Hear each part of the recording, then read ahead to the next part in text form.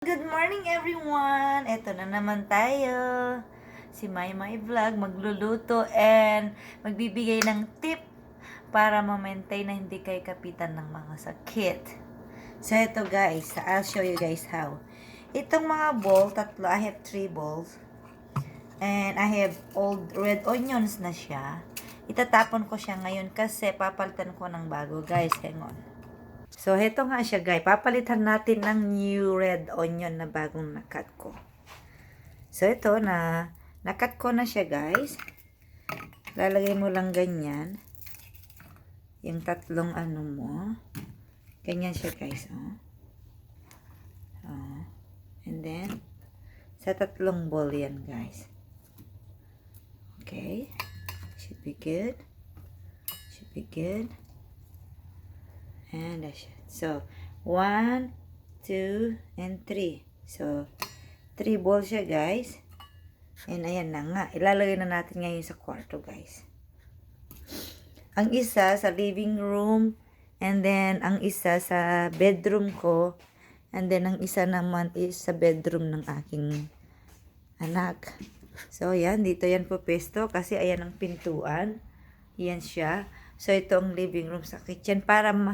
Kasi ang purpose niyan, guys, is to absorb the yung, para siya kasing amazing humidifier. Diba?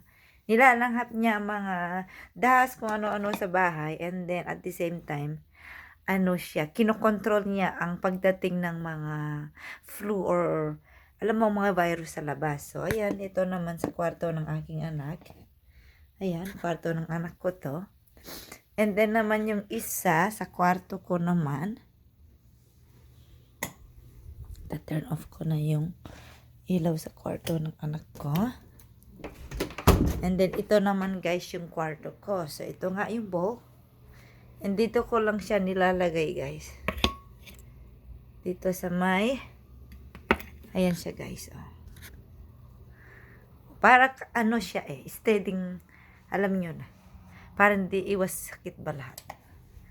So, ayan na nga. Nalagay ko na. And then, ngayon naman, ipapakita ko naman sa inyo yung aking pagluluto pagluluto kung paano ko niluluto ang pork belly. So, ayan. Pinapakuluan na nga natin. Para muna mawala ang lansa. Pero, ang mga ingredients niya, guys, lalagyan ko siya nito, guys. Tapos, parang pork belly barbecue. Hinugasan ko na yan with salt. And then, ngayon naman, pipribol natin with mga onions. Para ang lansa mawala.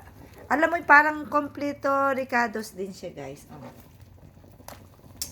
Then, kailangan talaga, hindi mawala ang luya. Ayan siya. Bawang, luya, at saka lemongrass, guys. Oh. So, ilalagay natin lahat yan, guys. Para yung lansa mawala and then ma-absorb niya yung lasa ng ingredients na nilalagay mo guys. Tapos sinipon na ako dahil sa naranghap ko yung anghang ng mga spices na nilalagay ko dito sa papakuluan. Tapos papakuluan natin ito guys ng mga 1 hour. Para super lumambot. Hold on guys. So, ayan na nga guys. Oh, hinalo ko na lahat yung ingredients. Ngayon, ang idagdag natin syempre, pangpawala ng lansa is black pepper. Oh. And then, ang hinahalo ko lang guys is para sabi kasi ng expert ng kasi ang hati nito is iba-barbecue ang hati, ililechon karahay ko. Yung parang gagawin ko siyang crunchy guys. Buksan ko ang salt.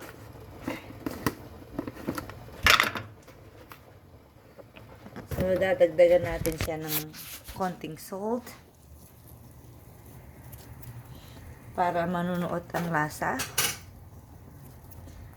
And then, of course, ng soy sauce. Kasi yun ang sabi nila para magkalasa. Hindi naman as in maraming soy sauce. Konti lang, guys. And then, I think we're gonna add a little bit of bouillon para talagang magkalasa siya.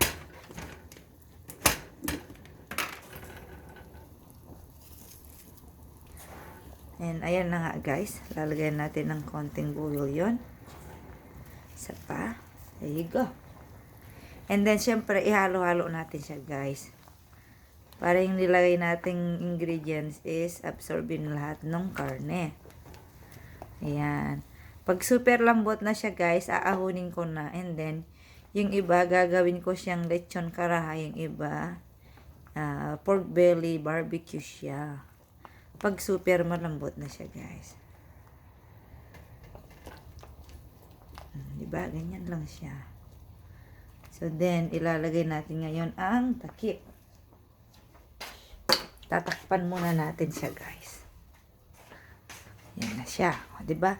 Ganun lang. And then, papakita ko sa inyo mamaya kung paano ka siya iba-barbecue and i-fried. Alright? So, ngayon, yung tip muna for healthy tips and kung paano siya ilalaga. Alright? So, Monday na pala. Have a blessed Monday, everyone. And thank you for always, watching my video. And have a blessed everyone. Thank you.